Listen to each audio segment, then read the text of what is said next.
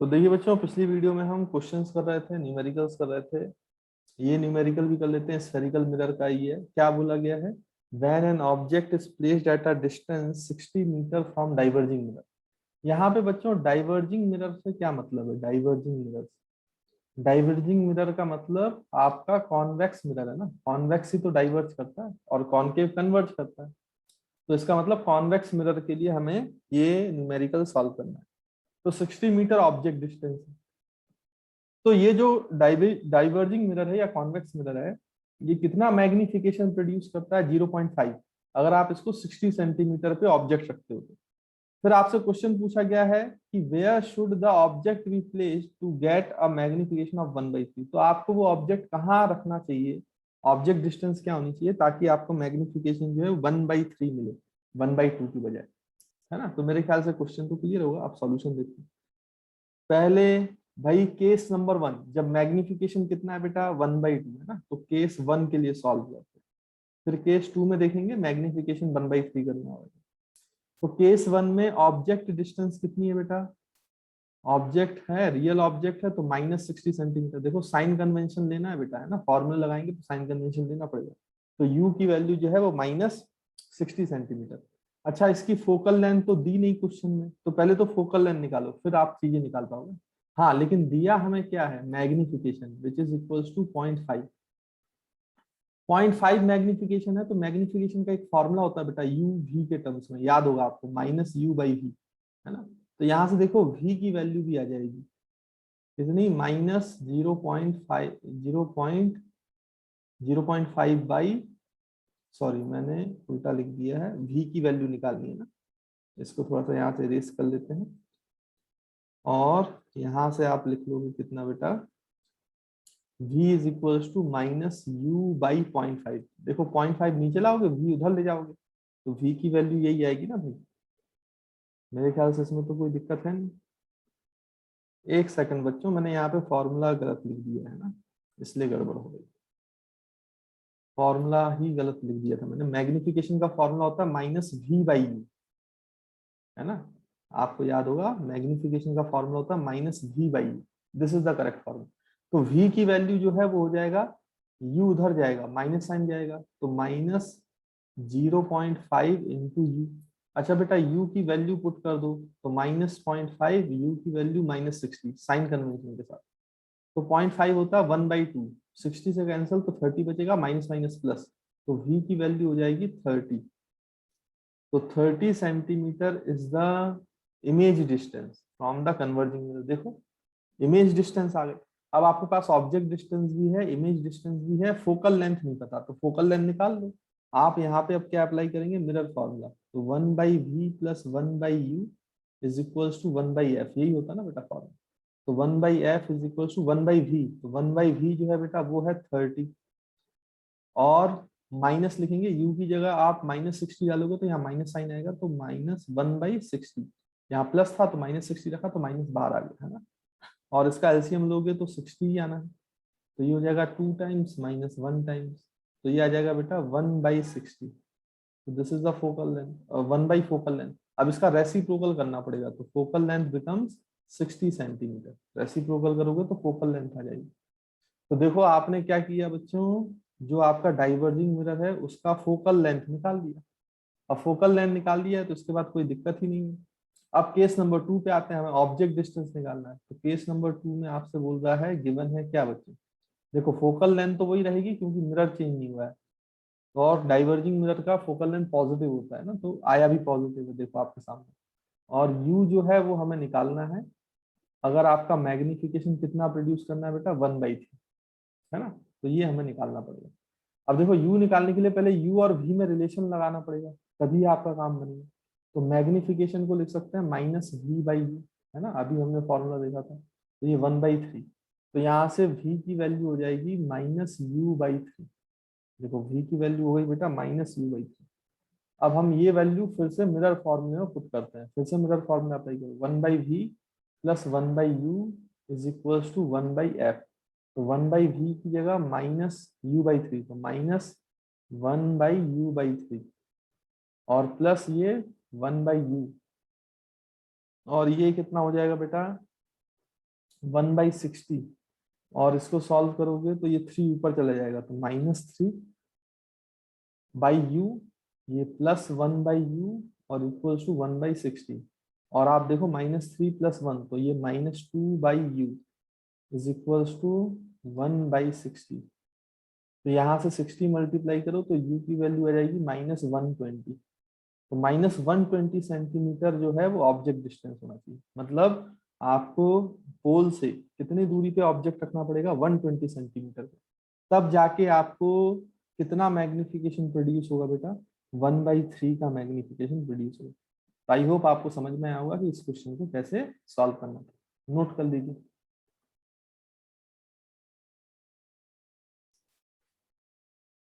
तो देखिए बच्चों, अब हम स्टार्ट करेंगे रिफ्रैक्शन, है ना। तो रिफ्लेक्शन हमारा खत्म हो गया, प्लेन मिरर का रिफ्लेक्शन भी पढ़ लिया हमने, स्फेरिकल मिरर्स का भी पढ़ लिया। अब रिफ्रैक्शन की बारी है, रिफ्रैक्शन को समझें।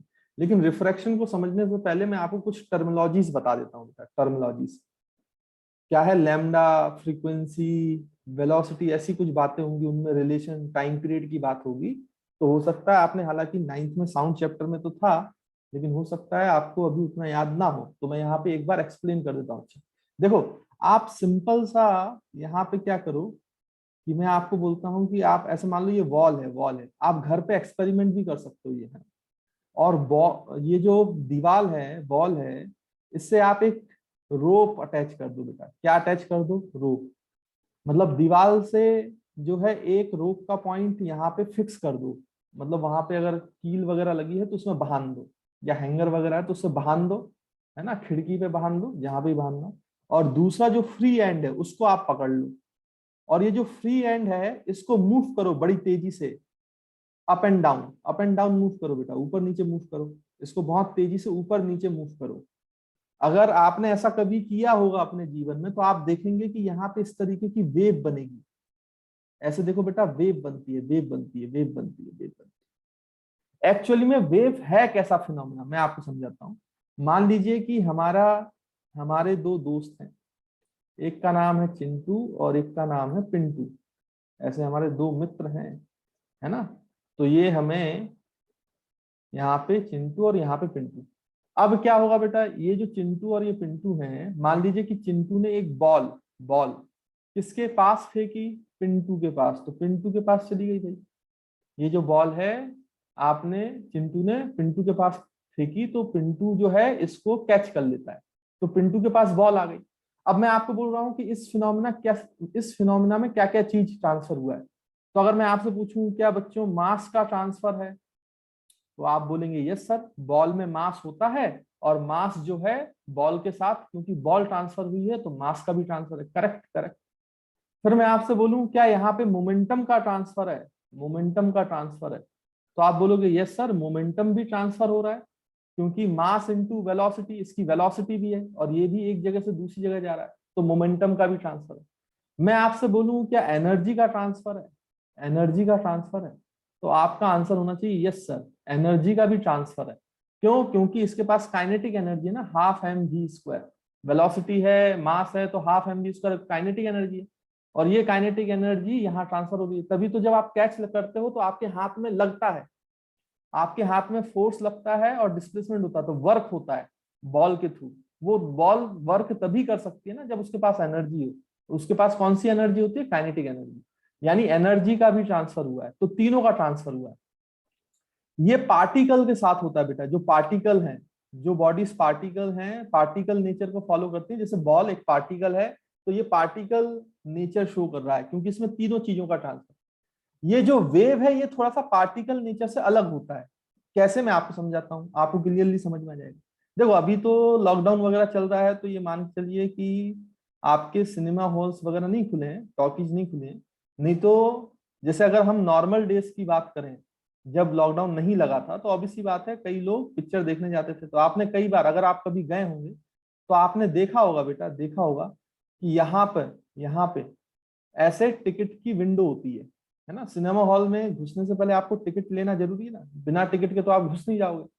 और टिकट की यहाँ पे विंडो होती है, विंडो होती है, टिकट काउंटर होता है ना, उसके पीछे अगर अच्छी फिल्म लगी हुई है तो आपको पता है कि उसके पीछे बहुत सारे लोग लाइन से खड़े होंगे, क्योंकि सब ये फिल्म देखना चाहते हैं। तो लाइन में तो लगना ही पड़ेगा, तभी आपको टिकट मिलेगी। अब मान लीजिए यहाँ पे हमारा बहुत सारे ऐसे लोग खड़े हैं, लोग खड़े हैं, लोग खड़े हैं। अब देखो, ये हमने सबसे जो पीछे हमारा दोस्त है वो चिंटू है, और सबसे जो आगे खड़ा हुआ दोस्त है हमारा पिंटू है। अब चिंटू को कुछ मजाक करने का सूझा, वो चाहता था कि पिंटू को चिंटू पिंटू के पास भी ना जाए, और किसी तरीके से पिंटू के साथ मजाक भी कर ले, और पिंटू चिंटू को देख भी ना पाए, है ना। तो इस तरीके से चिंटू ने क्या किया, अपना दिमाग लगाया। तो उसने क्या किया बेटा, कि आगे वाले आदमी को, चिंटू से जो आगे वाला आदमी खड़ा था उसको धक्का दे दिया। तो इसने यहाँ पे धक्का दिया, तो आगे वाला जो आदमी है वो उसके आगे वाले आदमी के ऊपर गिरा, तो उसके आगे वाला आदमी उसके आगे वाले आदमी पे गिरा। ऐसी करके पर्सन टू पर्सन ये डिस्टरबेंस जो चिंटू ने क्रिएट किया था ये आगे बढ़ रहा है, आगे बढ़ रहा है।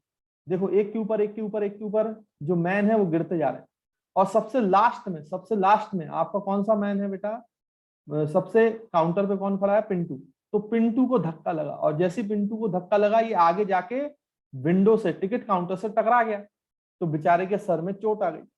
तो देखो, पिंटू को पता भी नहीं चला कि चिंटू ने धक्का दिया, और चिंटू ने उसके साथ भाई इस तरीके का मजाक भी कर दिया। अब आप ध्यान से देखो, तो क्या हम यहाँ पे अगर आप मैं बोलूं, क्या यहाँ पे बेटा मास का ट्रांसफर हुआ from point of Chintu two point of Pintu? क्या मास का ट्रांसफर है? तो आप बोलोगे नो सर, चिंटू तो वहां गया ही नहीं ना, चिंटू थोड़ी ना गया, चिंटू पिंटू के पास गया ही नहीं है, यहाँ पे मास का ट्रांसफर नहीं हुआ। हाँ, लेकिन क्या मोमेंटम का ट्रांसफर है? तो आप बोलोगे यस सर, मोमेंटम का तो ट्रांसफर है, क्योंकि यहाँ पे मोमेंटम नहीं होता तो इसके पास वेलोसिटी कैसे आती है, और ये जाके कैसे टकराता। तो यहां से उसने जो मोमेंटम क्रिएट किया था वो आगे पहुंच गया। हम बोलेंगे क्या एनर्जी का ट्रांसफर है? तो आप बोलोगे यस सर, एनर्जी का भी ट्रांसफर हुआ, क्योंकि जब एनर्जी का ट्रांसफर हुआ, इसने यहाँ पे जो डिस्टरबेंस क्रिएट किया था ये डिस्टरबेंस आगे बढ़ता गया, एनर्जी आगे बढ़ती गई, और फाइनली एनर्जी जब पिंटू के पास पहुंची तो इस पे फोर्स लगा, डिस्प्लेसमेंट हुआ, मतलब इस पे वर्क हुआ, और इसका सर फूट गया, इसके सर पे चोट आ गई। तो देखो बेटा, ये जो फिनोमिना है कि आप एक जगह पे डिस्टरबेंस क्रिएट करते हो और एनर्जी अपने आप दूसरी जगह पे पहुंच जाती है ना, without transferring of mass, without transferring of mass, इसी फिनोमिना को वेव्स कहा जाता है, वेव्स। तो मेरे ख्याल से आप समझ पा रहे होंगे कि वेव्स कैसा फिनोमिना है ना। इसी फिनोमिना को क्या कहा जाता है बेटा, वेव्स। अच्छा, इसमें अगर आप सोचो कि लास्ट में चिंटू खड़ा होता और फर्स्ट में पिंटू खड़ा होता और बीच में कोई नहीं खड़ा होता, तो क्या ये डिस्टरबेंस आगे पहुंचा पाता? नहीं पहुंचा पाता, बीच में तो हवा है ना भाई, ये किसको धक्का मारेगा। तो अब यहाँ पे वेव्स क्रिएट करना पॉसिबल नहीं है, तो यहाँ पे मीडियम की रिक्वायरमेंट थी बच्चों। जैसे मीडियम में यहाँ पे मैन है ना, वैसी कई सारी वेव्स होती हैं जिनको मीडियम की रिक्वायरमेंट होती है, पार्टिकल्स होने चाहिए मीडियम में, तभी जो वेव्स है वो आगे बढ़ती है। जैसे साउंड वेव के साथ ऐसे ही होता है। साउंड वेव आपने ऐसा सुना होगा कि अगर आप वैक्यूम क्रिएट कर दो और फिर आप चिल्लाओ, अगर आप स्पेस पे जाके चिल्लाओगे तो आपकी आवाज कोई नहीं सुन पाएगा, क्योंकि साउंड वेव्स को मीडियम की रिक्वायरमेंट है। वो मीडियम एटमॉस्फेयर है, तो एटमॉस्फेयर के पार्टिकल्स जो है वो एनर्जी को ट्रांसफर करते हैं आगे चलकर, इसलिए हमें, क्योंकि हमारे अर्थ में एटमॉस्फेयर है इसलिए हमें सुनाई देती हैं चीजें, कोई आदमी आवाज लगाता है तो, है ना। तो इसलिए क्योंकि वहां पे मीडियम के पार्टिकल्स हैं, तो ऐसी वेव्स जिनमें मीडियम की रिक्वायरमेंट होती है, मतलब वेव्स भी दो तरीके की होती है। एक वो वेव्स जिनमें मीडियम की रिक्वायरमेंट होती है, मतलब मीडियम होना जरूरी है तभी एनर्जी ट्रांसफर करेगा, नहीं तो एनर्जी ट्रांसफर नहीं करेगा विदाउट ट्रांसफरिंग ऑफ मास। तो ऐसी वेव्स को कहा जाता है बेटा जिसमें मीडियम रिक्वायर्ड होता है, उसको कहा जाता है मैकेनिकल वेव्स। मैकेनिकल वेव्स, तो एक्चुअली में साउंड वेव एक मैकेनिकल वेव, और दूसरे टाइप की जो वेव होती हैं उनको बोलते हैं इलेक्ट्रोमैग्नेटिक वेव। इलेक्ट्रोमैग्नेटिक वेव, ये जो इलेक्ट्रोमैग्नेटिक वेव है इसमें कोई मीडियम की रिक्वायरमेंट नहीं होती, no medium required, no medium required. ये जो वेव है ये लाइट है, लाइट। लाइट जो वेव नेचर को फॉलो करती है वो इलेक्ट्रोमैग्नेटिक वेव है, जिसमें मीडियम की कोई जरूरत नहीं पड़ती। इसलिए आप सोचो, जो सन है बच्चों, सन, तो सन में तो सन से अर्थ तक कौन सी चीज पहुंच जाती है, लाइट पहुंच जाती है, क्योंकि सन और अर्थ के बीच में वैक्यूम है, वैक्यूम है, खाली जगह, खाली जगह। तो सन से अर्थ के बीच में लाइट पहुंच जाती है इजिली, क्योंकि अर्थ पे लाइट आती है ना, आपको तो पता ही है। लेकिन सन में जो न्यूक्लियर फ्यूजन हो रहे हैं बेटा, ऐसे रिएक्शन हो रहे हैं, ये हाइड्रोजन बम फूट रहे हैं वहां पर, तभी तो उसके पास इतनी एनर्जी है। तो सोचो, इतना बड़े बम जब सन पे फूट रहे हैं लगातार, तो उससे साउंड भी तो निकल रही होगी। लेकिन क्या हमें सन के सन पे जो विस्फोट हो रहा है, सन पे जो आप बोल रहे हो ब्लास्ट हो रहा है, उसकी साउंड हमें अर्थ पे सुनाई देती है क्या? नहीं। क्यों? क्योंकि बीच में वैक्यूम है, बिना पार्टिकल के साउंड ट्रेवल ही नहीं कर सकती, उसको मीडियम की रिक्वायरमेंट है, और बीच में वैक्यूम है तो कोई मीडियम नहीं है, खाली जगह है, इसलिए साउंड नहीं सुनाई देती हमें सन से। लेकिन हमें क्या सुनाई दे जाती है, हमें क्या दिखाई देती है? लाइट। क्योंकि लाइट जो है वो बिना मीडियम के भी ट्रेवल करता है। इससे लाइट एक कैसी वेव है बेटा? Electromagnetic wave. और साउंड कैसी वेव है? साउंड आपकी मैकेनिकल वेव है, जिसमें मीडियम की रिक्वायरमेंट पड़ती है। तो मेरे ख्याल से आपको समझ में आया होगा कि वेव ऐसा फिनोमिना होता है जिसमें एक जगह से दूसरी जगह, अगर आप एक जगह डिस्टरबेंस क्रिएट करोगे तो दूसरी जगह वो डिस्टरबेंस या एनर्जी अपने आप ट्रांसफर होती है विदाउट ट्रांसफरिंग ऑफ मास। तो ऐसे फिनोमिना को वेव्स कहते हैं। अब इन वेव्स को समझने के लिए कुछ क्वांटिटीज डेवलप की गई है बेटा, फिजिकल क्वांटिटी। वो क्वांटिटीज क्या है वो अब हम समझते हैं। तो जैसे मैंने आपको बताया कि एक वॉल पर या खिड़की पर कहीं पे भी आप एक रोप अटैच कर लो, फिर उसके एक फ्री एंड को, एक हैंड जो फ्री होगा उसको आप ऊपर नीचे मूव करो, है ना, ऊपर नीचे इसको मूव करने से आप देखोगे कि इस टाइप का एक शेप दिखाई देगा आपको, और आपको ऐसा लगेगा कि ये शेप आगे बढ़ रहा है। असलियत में अगर आप ये देखेंगे ना तो ये शेप आगे नहीं बढ़ता बेटा। अगर आप यहाँ पे एक रेड कलर का रिबन बांध दोगे तो आप देखोगे रिबन ऊपर नीचे जाएगा, ऊपर नीचे जाएगा, मतलब पार्टिकल्स ऊपर नीचे जाते हैं। बट आपको जो शेप ऐसा चलते हुए नजर आएगा कि आगे बढ़ रहा है, वो एक्चुअली में वेलोसिटी ऑफ वेव है, स्पीड ऑफ वेव है। स्पीड ऑफ वेव मतलब एनर्जी ट्रांसफर होने की स्पीड है, कितनी स्पीड से एनर्जी ट्रांसफर हो रही है ना, स्पीड ऑफ एनर्जी। वो एक्चुअली में आपको वो ऐसा लगता है शेप में कि आगे बढ़ रहा है ना। बट यहाँ पे अगर आप कोई रिबन बांध दोगे रोप पर, तो वो रिबन आप देखना ऊपर नीचे होता है, ऊपर नीचे, वो आगे नहीं जाएगा। पार्टिकल नहीं मूव करता है, ये बात ध्यान रखना, पार्टिकल मूव नहीं करता है। क्या मूव करती है? डिस्टरबेंस मूव करता है, एनर्जी ट्रेवल करती है। उस एनर्जी की स्पीड जो है वो वेलोसिटी ऑफ वेव होती है, इसको वेलोसिटी ऑफ वेव बोलते हैं, मतलब स्पीड ऑफ एनर्जी है ये। आई होप आपको ये पॉइंट क्लियर होगा। अब देखो बेटा, ये जो रेफरेंस लाइन है, इससे जो ऊपर वाला पार्टिकल डिस्प्लेस हुआ है, ये मैक्सिमम जो डिस्प्लेसमेंट ऊपर हुआ है, ऊपर, इसको बोलते हैं क्रस्ट, इसको बोलते हैं क्रस्ट। और जो रेफरेंस लाइन से सबसे नीचे नीचे लोवेस्ट पॉइंट पे जो डिस्प्लेसमेंट हो रहा है, उसको बोलते हैं ट्रफ, उसको बोलते हैं ट्रफ। ऐसी वेव जिसमें ये क्रस्ट और ट्रफ बनते हैं, इसको बोला जाता है लॉन्गिट्यूडनल वेव, सॉरी इसको बोला जाता है ट्रांसवर्स वेव, है ना। क्या बोला जाता है? एक्चुअली में पार्टिकल के मोशन के ऊपर भी वेव का क्लासिफिकेशन है बेटा। तो जो इसमें देखो पार्टिकल कैसे मूव कर रहे हैं, आपके अप एंड डाउन, आप अप एंड डाउन, है ना, particle up and down move कर रहे हैं। जबकि वेव की स्पीड कैसी है? राइट की तरफ, राइट की तरफ, राइट की तरफ। तो पार्टिकल का मोशन और वेव की स्पीड दोनों आपस में परपेंडिकुलर। अगर ऐसी वेव है जिसमें पार्टिकल का मोशन और वेव की स्पीड आपस में परपेंडिकुलर होते हैं, उनको बोला जाता है ट्रांसवर्स वेव। क्या बोला जाता है बच्चों? ट्रांसवर्स वेव, है ना। और ट्रांसवर्स वेव में क्रस्ट और ट्रफ बनते हैं। तो सबसे अब टॉप मोस्ट पॉइंट का जो डिस्प्लेसमेंट है उसको क्रस्ट बोला जाता है, सबसे लोवेस्ट मोस्ट पॉइंट का जो डिस्प्लेसमेंट है उसको ट्रफ बोला जाता है। तो इस बात को ध्यान रखिएगा। और जो हमारी लाइट वेव है वो एक ट्रांसवर्स वेव ही होती है।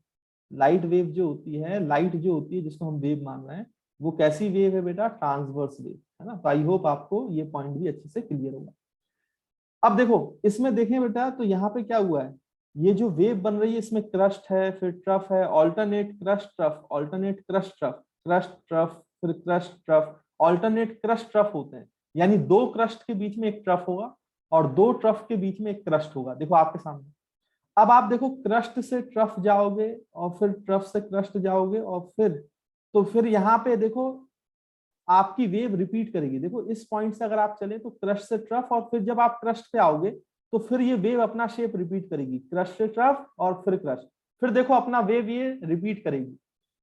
तो ये जितनी दूरी है जिसमें अपने वेव अपने आप को रिपीट करता है, ये जो डिस्टेंस ट्रेवल करेगा स्पेस में वेव, इसको बोलते हैं वेवलेंथ, वेवलेंथ। तो आप ऐसा सोच सकते हो कि जो वेवलेंथ होती है इसको लैम्डा से डिनोट करते हैं बेटा।